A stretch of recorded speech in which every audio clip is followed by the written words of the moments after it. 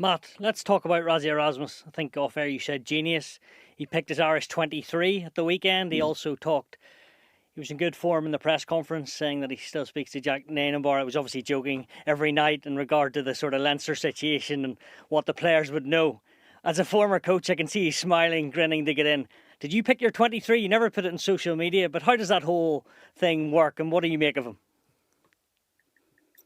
I think Rassie is phenomenal in the mind games department, and you can see what he does. He sets the agenda for the week, and he's doing it through Twitter. He's using social media to get so many messages across, and his messages are going to his team, to the South African supporters. But I can tell you, he's trying to get to the opposition. He's certainly getting to the world rugby media. Like everything he tweets hits everyone all around the world.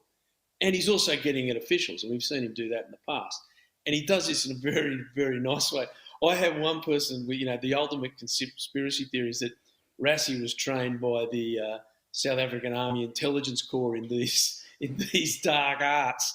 Now, look, and apart from that, you add to that's one thing. So that's spin, right? That's spin.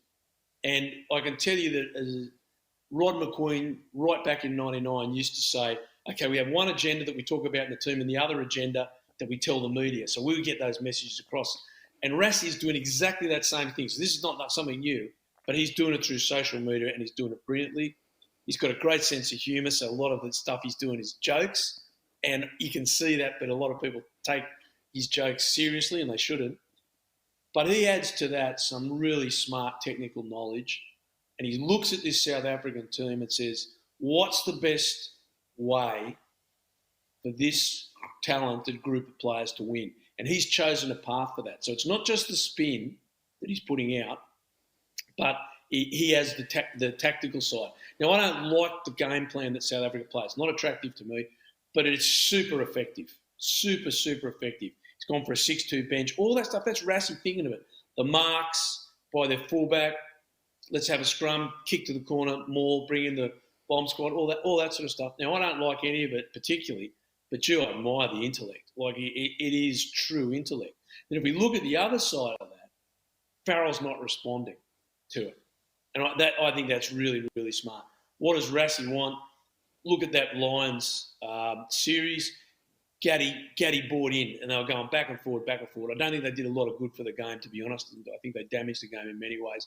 But if you buy into Rassie's game, he'll beat you at it. You've got to play a different game as a coach and different tactics as a coach. But when I look at Rassie Erasmus, 2 World Cups back-to-back, the South African rugby public adore him. He can do no wrong.